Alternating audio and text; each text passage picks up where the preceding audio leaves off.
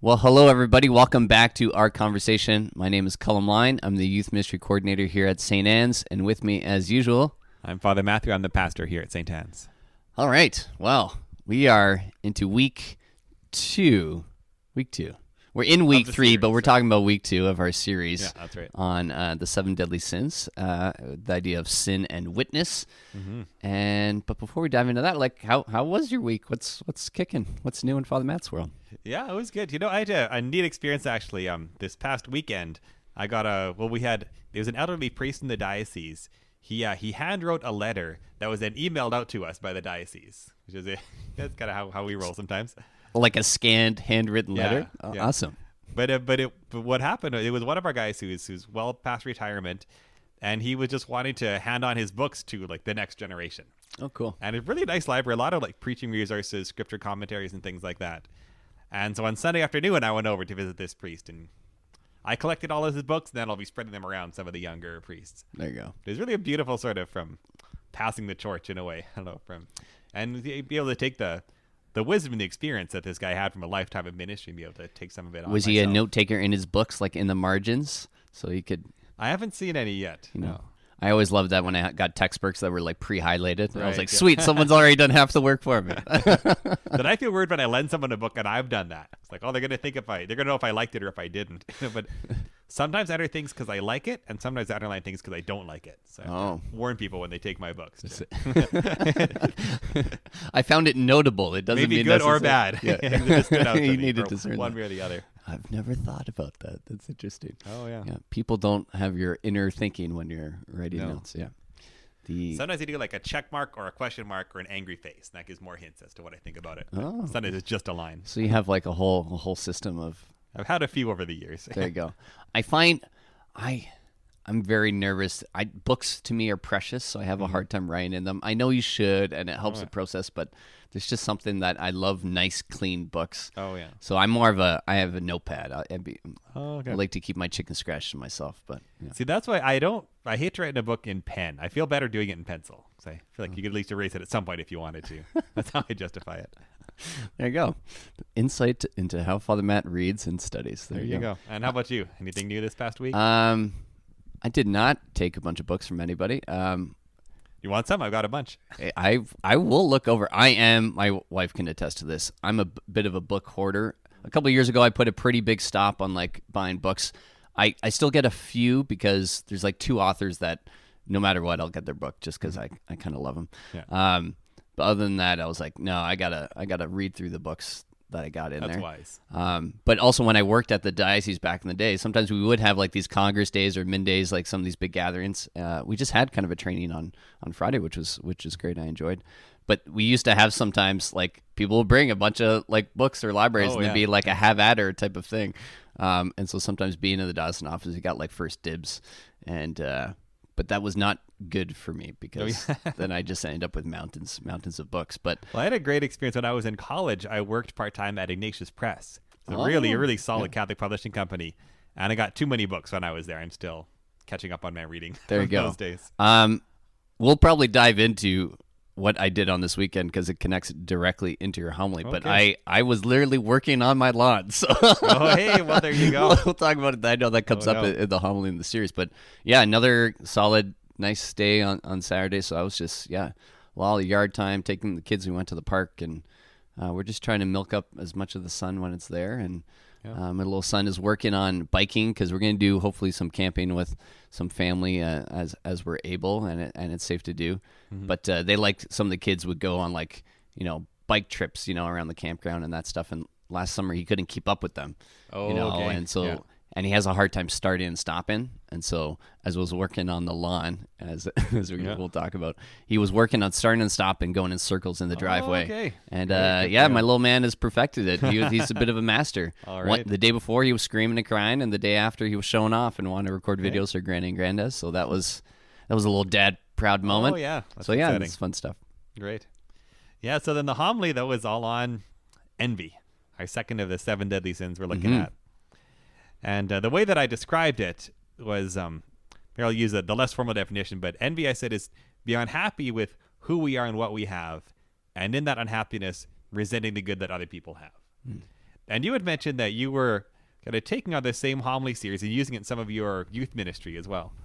Yeah, so I help kind of facilitate one of the high school small groups, and we were had taken a break after Easter and readjusting schedules, and I said, okay, we have only so long left until probably the summer, and we take a bit of a break, and I was like, what were we going to go through, and wanted to do something kind of practical, and it's nice to kind of go in the flow of where we are in the liturgical year in the parish, and I just really liked it. I think I mentioned last week of, it seems at first we're like, oh, 7 deadly sins is Easter, man, let's be happy, but I was like, but it's so practical when you start to kind of drill down into it.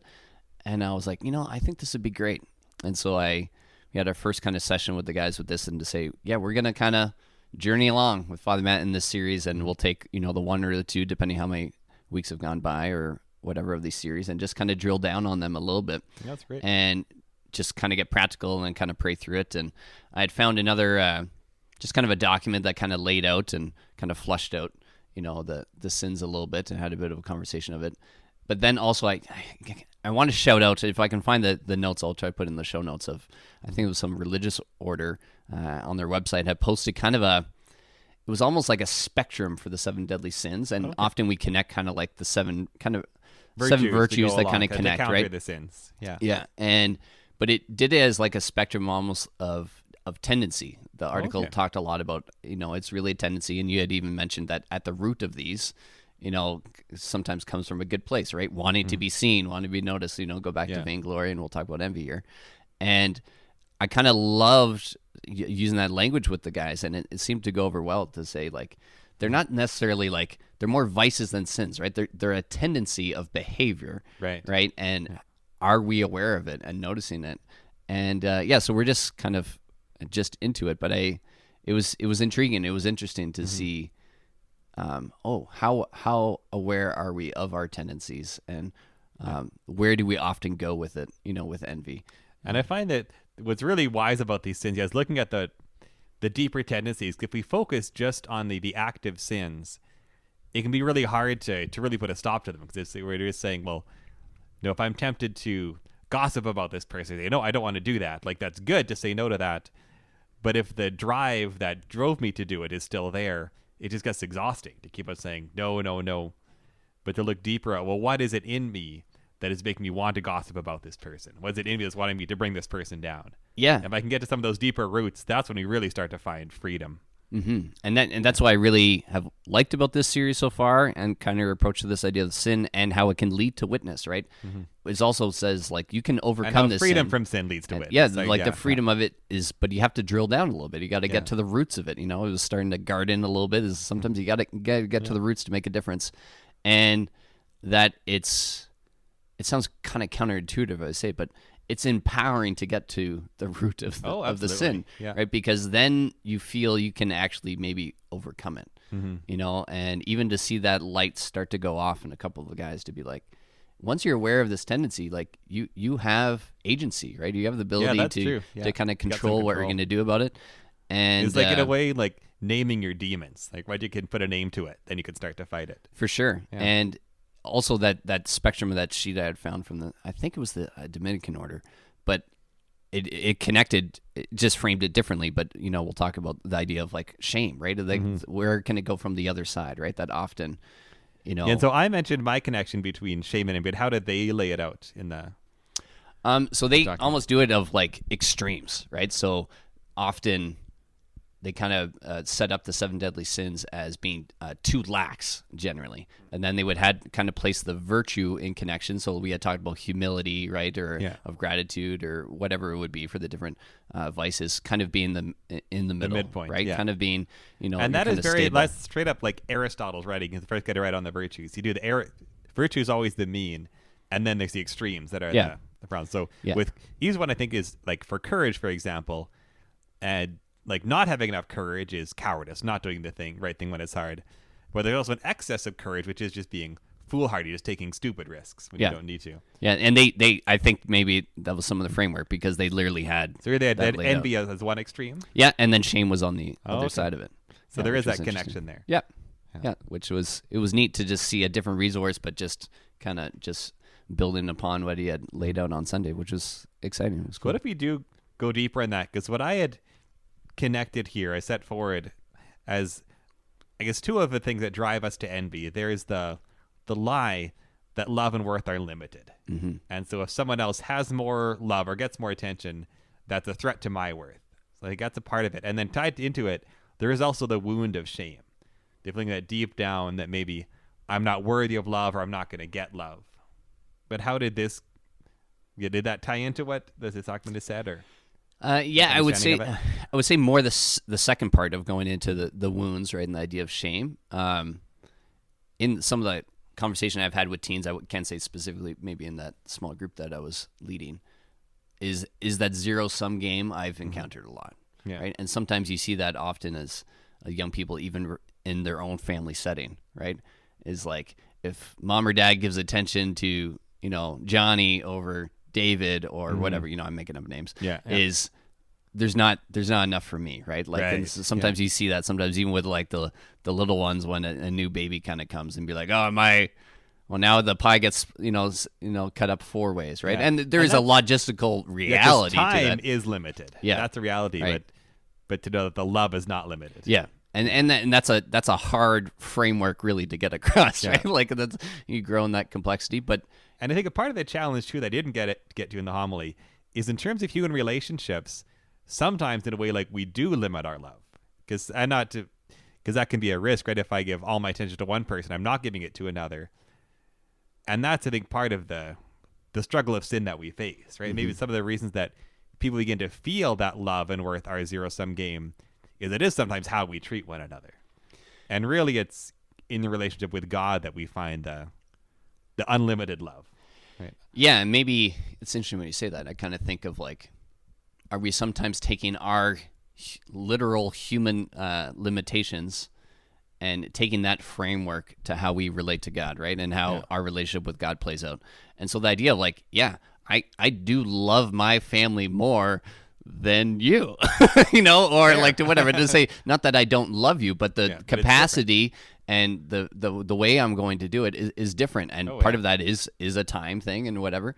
And that even goes to like the framework of the different types of love, right? Of filial love, eros love, agape, like is how we relate and love one another. Is like, I can have love for the whole world, right? But not to the same level you would have for your family. Exactly. Yeah. Right. But sometimes it's like, well, how I splice that up, but then, we project that limitation onto how God wants to relate to us. And it makes sense, because if that's the only love we've ever known is a human love, which is limited in a way, then how do we get to know an unlimited love? And really, it's Jesus shows it to us. And we look to him, we know him in prayer, and we begin to experience what that is. I mean, I would say that's a big reason of like when we were doing our strategic plan and kind of the vision of the parish is like encounter Jesus. Yeah. Because sometimes that's what cuts through the darkness. The only way really you start to buy into it is just got to know it. Just kind of know it, just experiencing it directly from God himself. Yeah. And that brings us to then the to me, it's always the turning point question is, how do we become free of this? Now that we've come to see what it is. And I always feel in the first half of the homily, like I try not to let it get too dark. And I kind of feel it sometimes gets pretty close that way. Because we're talking about wounds and sin and hurt. But then there's always that linchpin of, well, then how does faith set us free? Mm-hmm. And the line from the book that I'm using, it said there, to escape envy, we need to find a different foundation for self-worth. Mm. And that is, if I am basing my self-worth in my success or the attention I get from people or the greenness of my lawn compared to the lawn greenness of my neighbor's lawn, all of those things, that's not going to do it. Yeah. But it really is to ground my self-worth in my identity of a child of God and his love for me is really the solution, the way out of envy. Yeah, it's such a kind of a simple, clear line, but I mean, it changes it drastically, you know, and even to Hawk, like when you're bringing up, how do we relate, you're talking about, ministry opportunities to envy, or the idea of in your family and the way of maybe your lifestyle or your lawn. My daughter kept looking over to me as we were home watching because I literally was outside working on my lawn all weekend, reseeding my backyard. And let's talk about that, because I think that's important to know, like, it is fine for you to have a nice green lawn. Thank you. And if you don't want a nice green lawn. Did you hear that, Jacinta? Your dad's okay working on the lawn. But how does what's the difference there, would you say, between the desire for a good lawn and envy? Like what's the difference?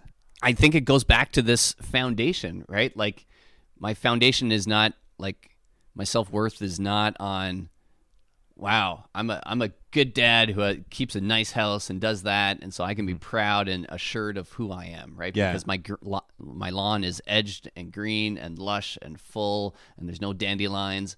Like, no, that doesn't identify who I am, right? Yeah. And I even told like my daughter, I said the desire, the reason, and we talked about that I think a little bit last week, is like pulling back of like, what's my intention for this action? Where is it coming from? It was like, I'm trying to fix the lawn so it's not a mud pit so you guys can play in it all summer, because we're not really going anywhere a bunch right now, right? So I want this to be nice for you to enjoy, and I see it more as a stewardship thing, right? That I'm trying to take care and appreciate what God has given me, right? Because I'm aware that God has given me gifts. And but if you do that, then you can do it without worrying about how it compares to anybody else's. Yeah.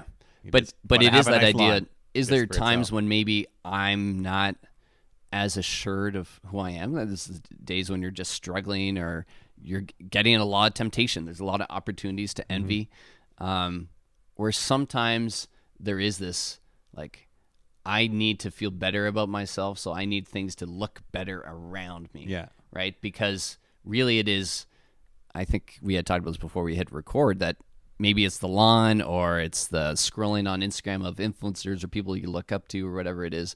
It can be motivation, but it can also be an escape. Sometimes I think for myself, envy could be a mask, right? Is that I don't want to deal with the weeds of my heart. It's maybe the way to think of it, to keep the analogy going. Yeah. Yeah, absolutely. I would agree with that. And there's also a line between like comparison with others. It's a dangerous thing. But at times it can be a positive inspiration too. Like when we try to see like how can St. Anne's be the best parish that it can be? Who is God calling us to be? Like we have read books by other priests and other pastors. So like what are they doing? And that can be inspirational, which I think is good.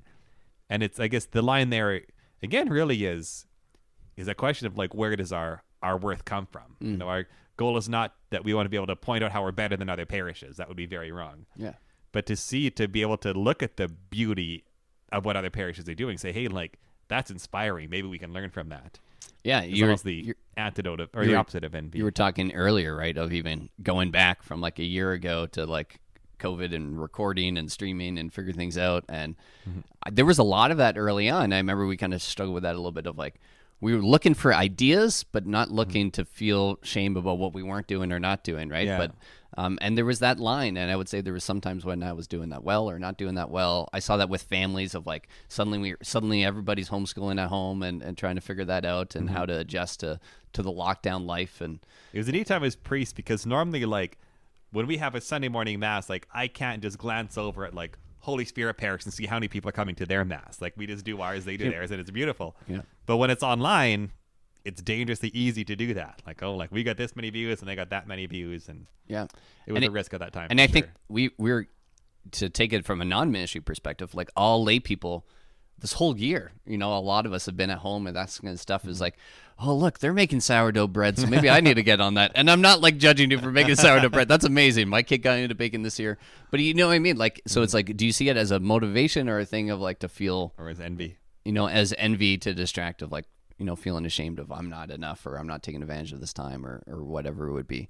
And it's just really interesting. You had said something right before we hit play. You said, I can't remember the source of talking about the 7 deadly sins and how envy is maybe unique in one way. Oh, yeah. So it came from another book I'm reading on this. What they said was basically, and it's not a great line. I don't totally agree with it, but the line is, envy is the only 7 deadly sin that's no fun.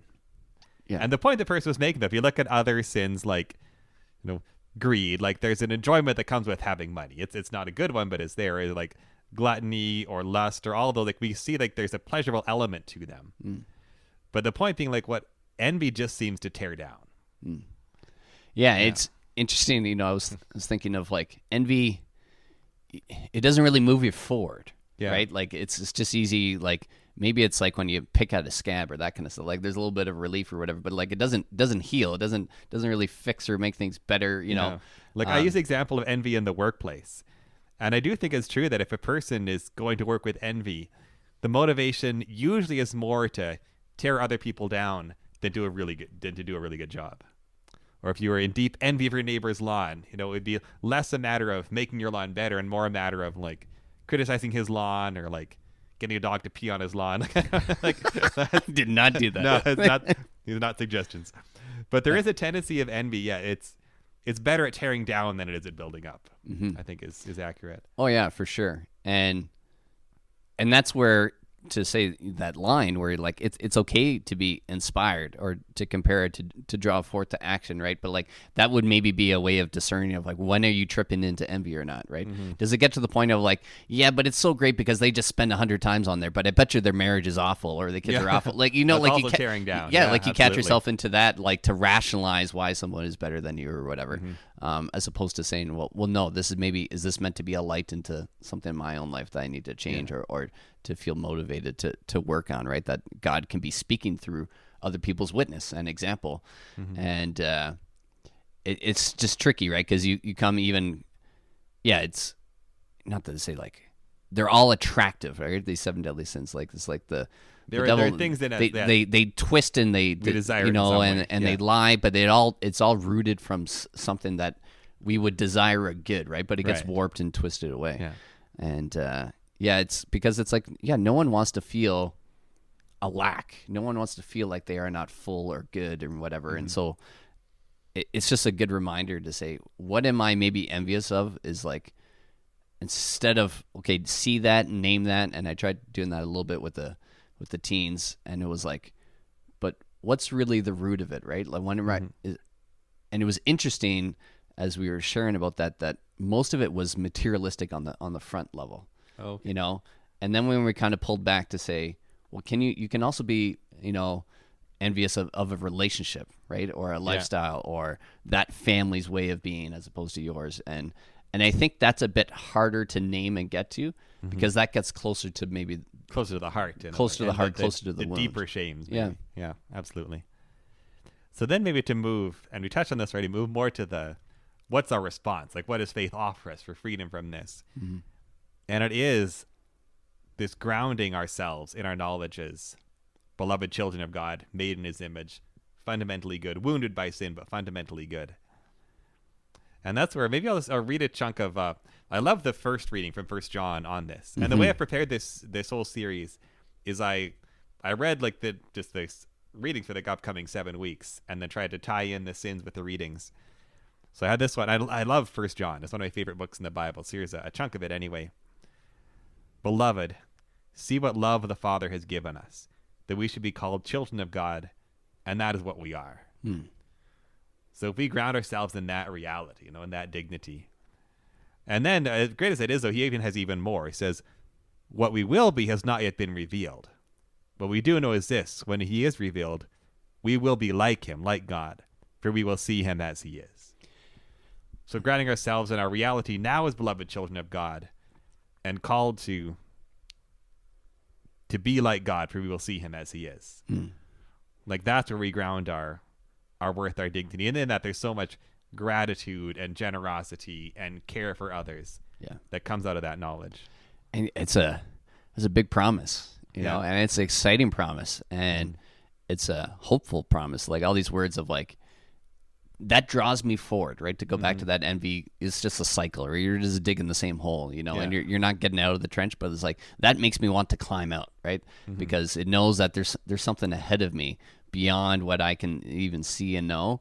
But to be assured in that is, and I'm just trying to think of like, where does this play out? And sometimes when, my kids are kind of fighting, or I can notice like some envy, or, dad's not giving enough time here or that. And sometimes that's true, but sometimes it's often when I think their foundation is, they're not so assured of it, right? And maybe they haven't encountered these words or seen these words play out in the family, right? And so when I take some time, or we're praying scripture, and there's quality time, and there's a real deep experience of the Father's love on earth, but the Father's love mostly in heaven, ideally, is you start to see a little bit of those masks kind of melt away a little bit, right? Because it is that base of gratitude develops in this, and it does change your behavior, right? There's almost like a expression of like when you take a deep breath and you just kind of relax. Yeah. And then suddenly you are a lot more open, and I think that works well. This idea when we can be free of it, we can witness, right? Yeah. If we're so consumed in the envy, like we're not aware of other people, what's around us, and the opportunities to, to share and to be light because we're just so caught up in something, right? Yeah. But when you can have these encounters, that's part of the reason a lot in the year of COVID that I love of diving back into the Word of God and my own personal prayer has been taking that deep breath, right? And being a bit more sure, this is my foundation, right? And that is transformative. Yeah. Oh, yeah. Yeah. Yeah. And it really has been it helps with anxiety, helps with peace, and it helps you to go forward, right? Yeah. To say, I can do this. What does God want of me? Another part, too, with freedom from envy and ties into witness and so much of life, is it does really allow us to build like real loving relationships with people and real encounters with people. And I'd use a line, I just dropped it in the homily, didn't really get into it, where he said, what does envy let us do? And it's a line, I think, from St. Paul, we weep with those who weep, rejoice with those who rejoice. And I thought, well, what would because when we have envy, it's really the opposite. Envy wants to rejoice when someone weeps and weep when someone rejoices. Wow. Yeah. But to weep with those who weep, to rejoice with those who rejoice, that's what real love and gratitude allows us to do. Yeah. That's power there, Father Matt. I like that. Right. But it makes it so clear, right? Flipping it. That's a great little scripture, but sometimes it's hard to, connect with that, right? But when you think of it in terms of that envy and, being available, to be what God needs you to be for others, right? Yeah. It's going to change in those appropriate manners. Yeah. But yeah, how often do we catch ourselves on, for me, on YouTube, on Instagram, this kind of stuff, watching other families, and sometimes when you're feeling miserable or you're, avoiding that shame or presence, that is there periods in my life when I've rejoiced at other people's suffering? 100%. I'm not proud of it, but I think that's a very relatable Envy does thing. that for us, and that's why I appreciate how you bring up social media here, because you could write a whole book actually about like the 7 deadly sins and social media, because that's almost. I'm just thinking off the cuff here, but what attracts us to social media is almost, you say, the same thing that attracts us to the 7 deadly sins. Like, I think you could really, not to get a whole tangent now, but no, like, yeah, no, yeah, it's very real. And I mean, and I'm there, like, I love my Star Wars YouTube channels and my, my influencers. I definitely have my go-tos, but it can be a huge trap. It really can, and I think also to go back to your line there of saying from St. Paul, but really the key of like to develop real relationships. And that can be really the folly sometimes in social media and online is, can you foster relationships? Yes. Yeah. But you can also just, put up your avatar, do whatever, just watch. And there's not real encounters. There's not real sharing. It's easy to not really be vulnerable, right? Yeah. And to kind of project. And I think that's going kind of off the cuff on it is where I sometimes see the attraction of it is that there is sometimes an implied safety with social media because of distance in this, right? That you can keep your wound at a distance. Yeah, the masking is easier on social media. The masking can be easier. But often with that is we see the other side of it, and you see it a lot with teenagers, is you also get cyberbullying at the same extreme, right? Where you have access to people, so you can also hurt a lot easier than you ever could, right? Yeah. And I think sometimes people are caught off guard on that, right? The teens think it's a safe space, and suddenly, it's not. No, they're being teared down. Yeah. So it's again, same thing with the tendency. It's a very tricky thing, right? And we have to work on that kind of awareness of how we're relating and using the thing. And sometimes, frankly, do we need to take a break, right? There could be relationships in your life. There could be tools in your life. Like, do they help you to be envious or not? And even my wife and I were sharing, I won't talk about this situation, the dynamic, but she was like, I need to stay away from that right now.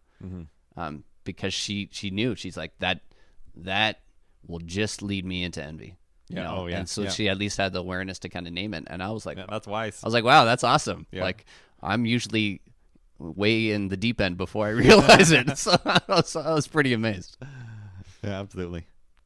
So that's good. Yeah. So I think maybe if I could leave a final challenge on this, it would maybe be to call to mind these words of Paul, like, can I weep with those who weep and rejoice with those who rejoice? And if I find myself tempted to do the opposite, like to really investigate, why is that? And to ground ourselves in the love of God and our reality as his children. I like it, man. Yeah. And challenge the Lord. Say, Lord, like, give me an opportunity to do one of those, both of those, whatever it is. And don't be afraid of it. As it takes hard work, but we can be free of envy, right? And we can be witnesses, no matter where we are and what state of life. The Lord's light wants to shine through you. And until next week. I don't even know what sin's coming next. You got gluttony is coming next. Oh, there we go. Oh, yeah. Better eat all my cheesecake before next week. Do it, please. Yeah. That's the lesson we want people to take. Yeah. Not at all. All right. You guys take care. God bless you. And we'll see you next week.